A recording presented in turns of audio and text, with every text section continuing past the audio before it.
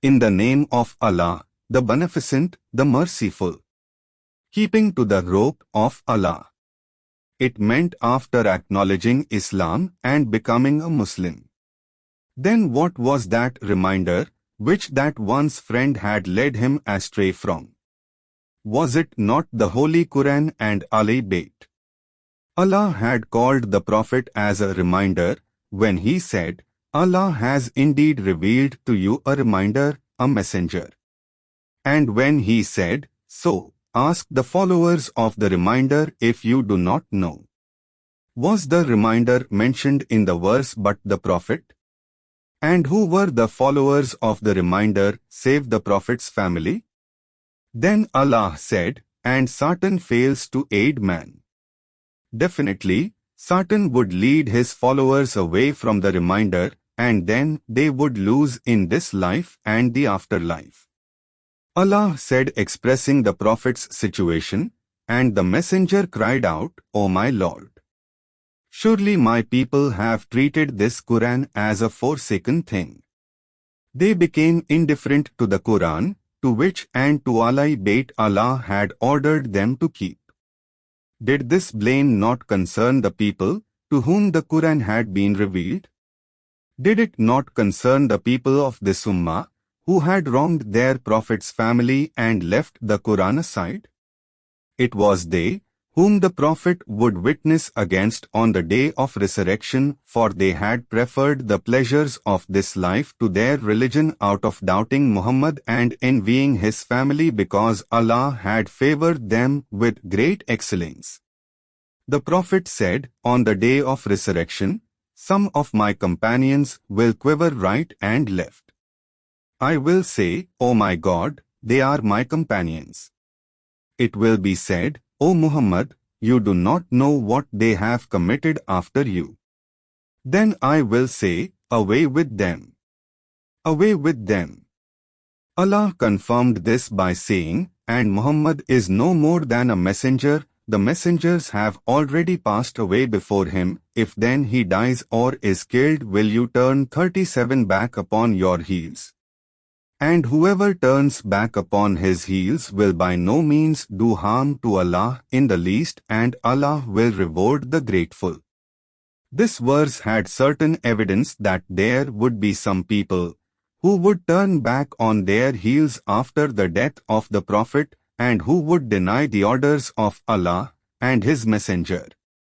Allah said, then let those beware who withstand the Messenger's order, lest some trial befall them, or a grievous penalty be inflicted on them. Allah would double torment and disgrace for those who wronged the Prophet's family and deprived them of their rights and who changed the orders of Allah when He ordered that they, the Prophet's family, were to be obeyed, loved, and taken as guides.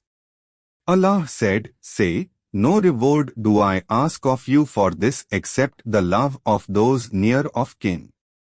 Is then he who gives guidance to truth more worthy to be followed, or he who finds not guidance, himself, unless he is guided? What then is the matter with you? How judge ye? The true believers of the Ummah had agreed upon that Imam Ali was the guardian of the Prophet.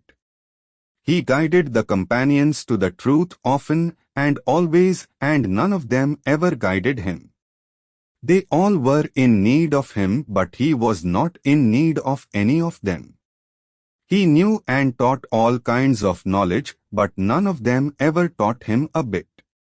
They did wrong to Fatima, the infallible Prophet's daughter, to a degree that she recommended in her will to be buried secretly at night and that none of her father's ummah was to offer the prayer for the dead, for her except those few ones she had mentioned.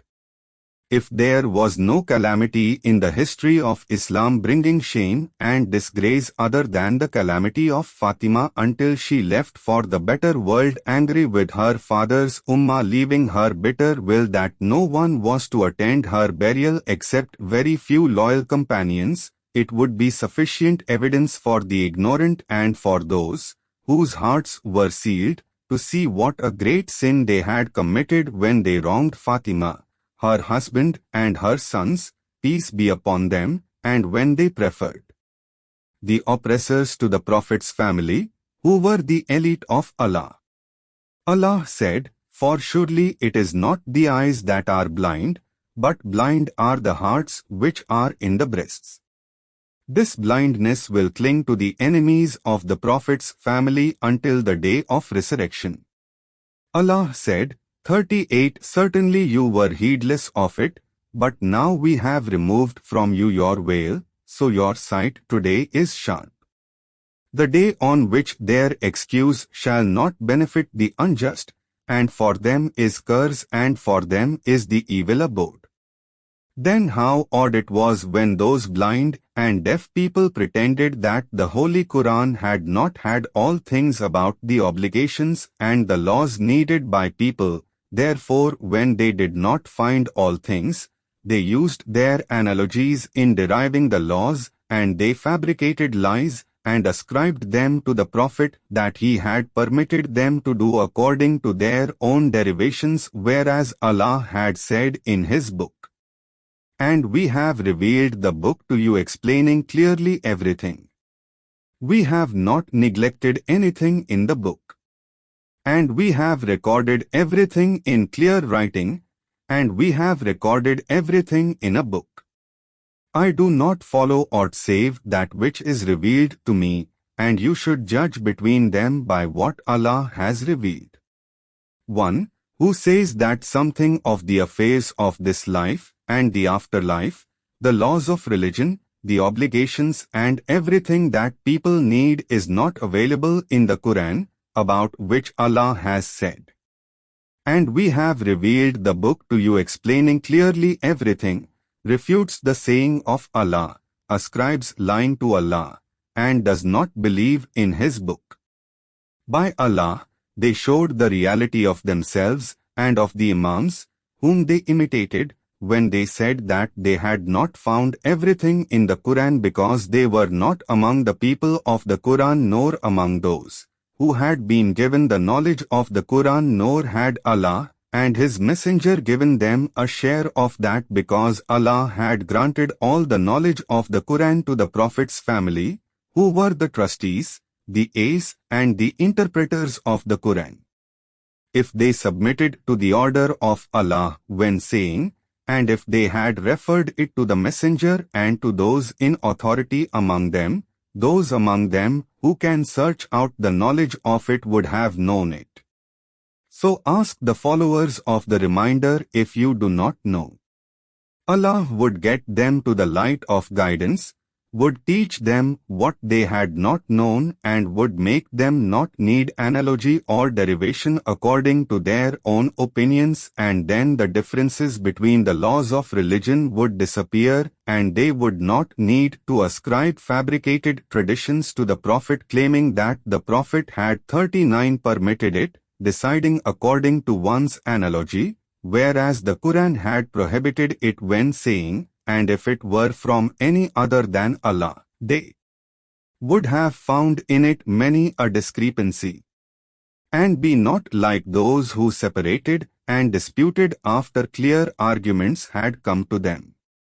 And hold fast by the covenant, rope, of Allah altogether, and be not disunited. The Quranic verses talking about disagreement and separation are innumerable.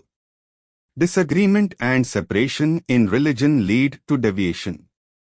Nevertheless, they permitted that and claimed that the Prophet had permitted it, whereas Allah had prohibited it by saying, "And be not like those who separated and disputed after clear arguments had come to them." Is there something clearer than this? Do people have any excuse before Allah after that?